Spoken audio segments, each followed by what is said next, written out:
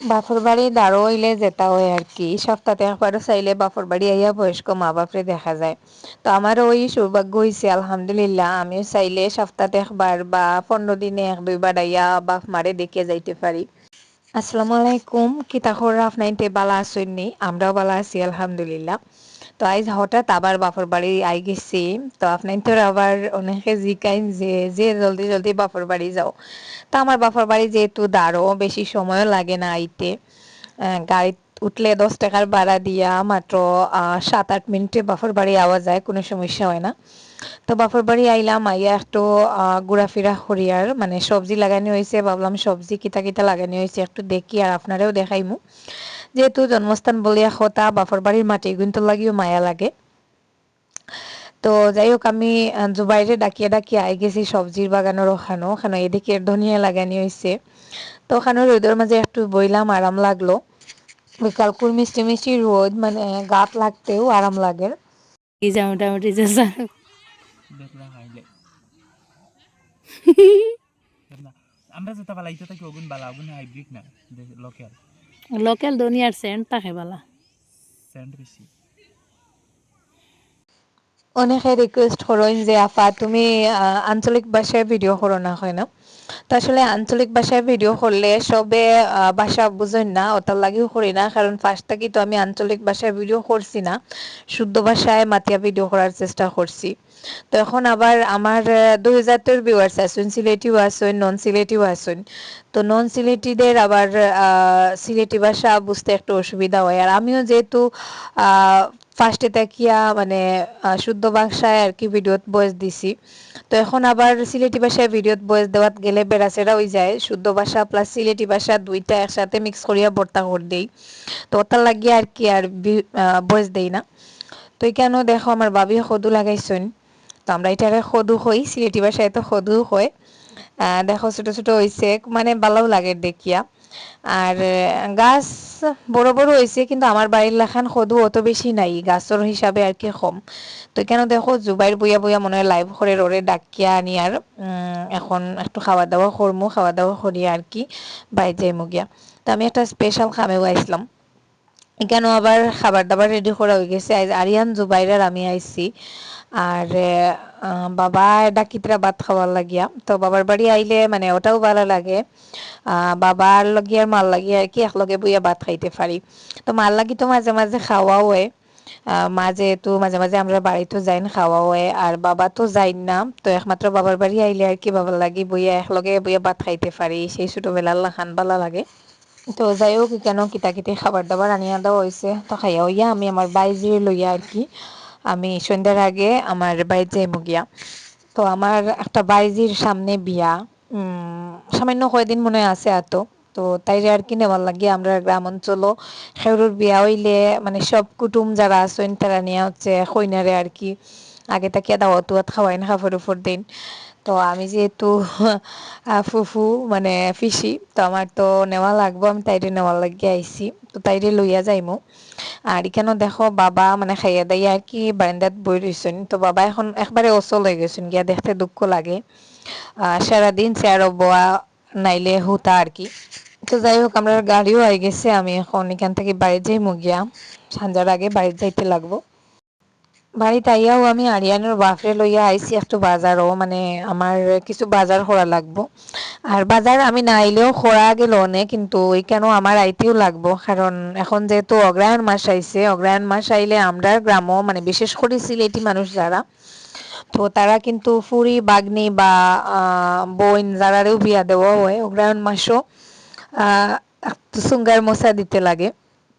তো আমার যেহেতু ননদ আছেন বা যে ননরি যারা আর কি, মানে আমার হাজবেন্ডের বোন যারা আছেন, তো তারারে আর কি বাটিয়াও দেওয়া গেছে, যেহেতু বাই হয়জন আছেন। তো ছোট জেন এন্ডে আর কি আমরা দেই মশা টসা যা যা লাগে, তো আমরা দেই। তো এখন কিছু বাঁশ লইয়ার দেখো সুঙ্গাপুরার লাগি আর কি কিছু বাঁশ লইয়ার আহ আজকে রাইত নিয়ে সব রেডি করমু, আর খাইল সকাল সকাল আর কি আমার ননদর বাসাতে আর কি ফাটাইয়া দিমু। তো আমরা যেহেতু একটু লেট করে আইছি, বালা বড় বড় বাস যেটা এটা মানে এখন আর পাওয়া যান না, তার মাছ থেকে যেটা পাইছি ওটার মাছ থেকে একটু বাঁচিয়া বাঁচিয়া খয়টা লইলাম।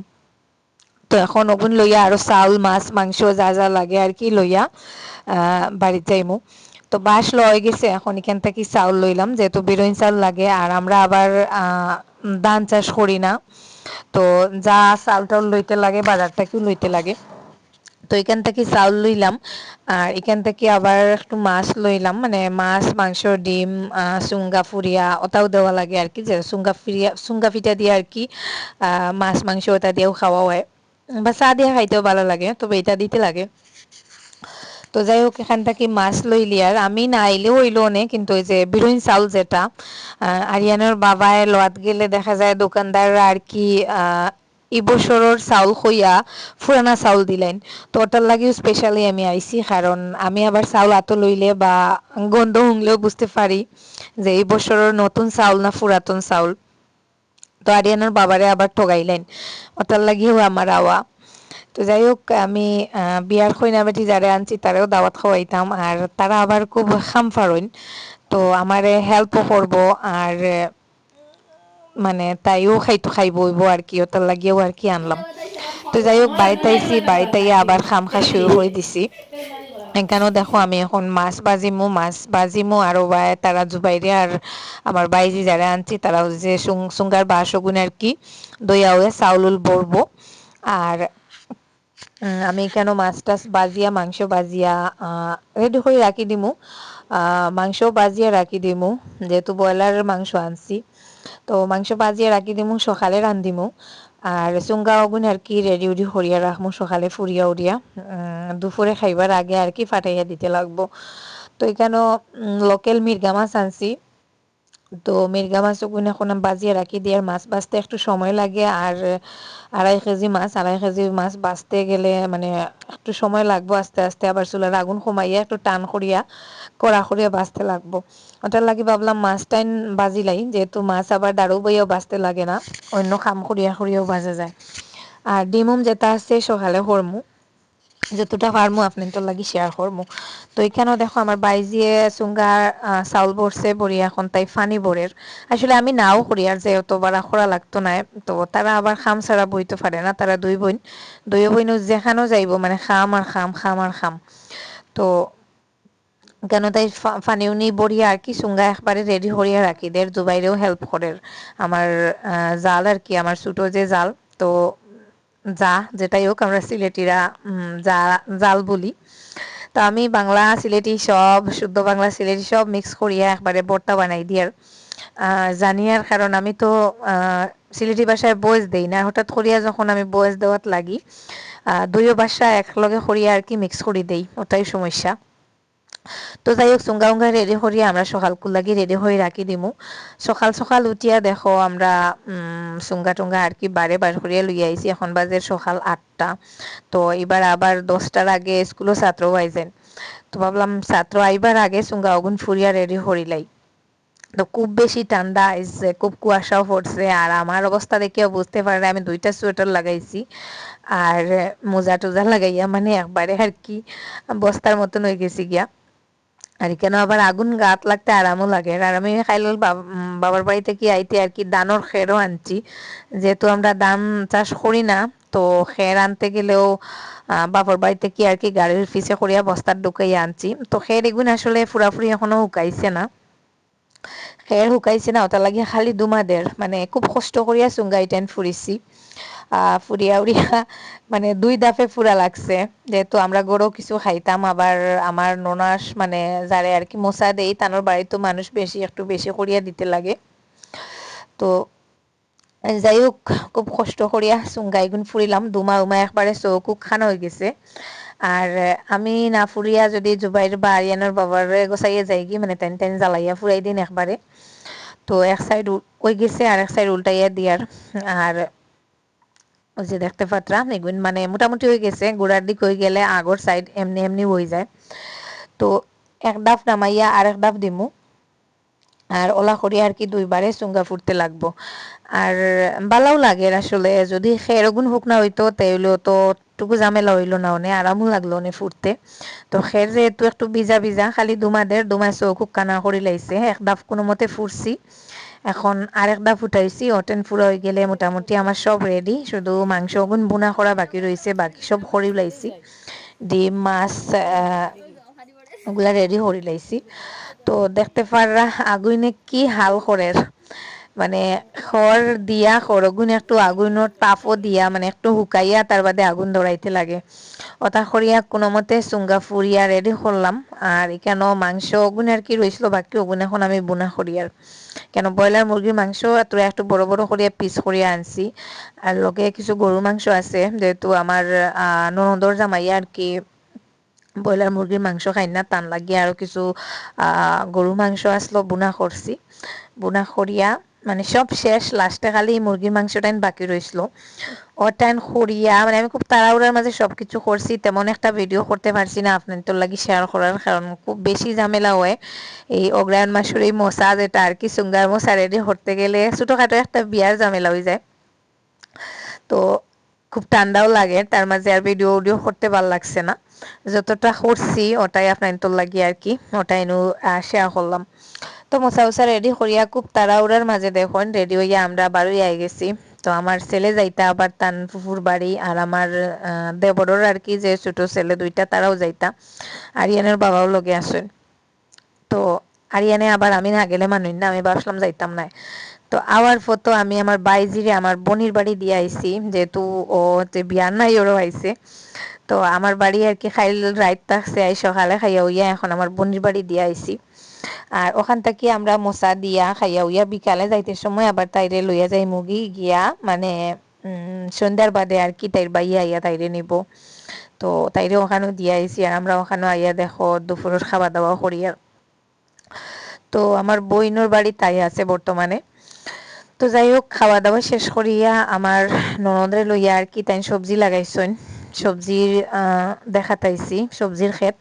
তো আমার তো আবার কোনোখানো গেলে মানে কোন কি জাত সবজি লাগাইছে কতটা লাগাইছে ওটাও দেখতে ভালো লাগে, মানে গার্ডেনিং এর আমার নিজেরও শখ, আর কেউ যদি করে এটাও দেখতে আমার ভালো লাগে। তো দেখা তাইলাম আমার ননদ আর তানোর হাজবেন্ডে লইয়া। তো এইখানেও আরো একটা বাচ্চারার আমেজ দেখো, আমি যখন ছোট আসলাম বাপর বাড়ি মানে ছোট থাকতে আর কি এইভাবে বিকাল টাইমে বাচ্চারা মাঠের মধ্যে ওই যে ধান কাটার পরে আর কি এভাবে খেলাধুলা করতাম।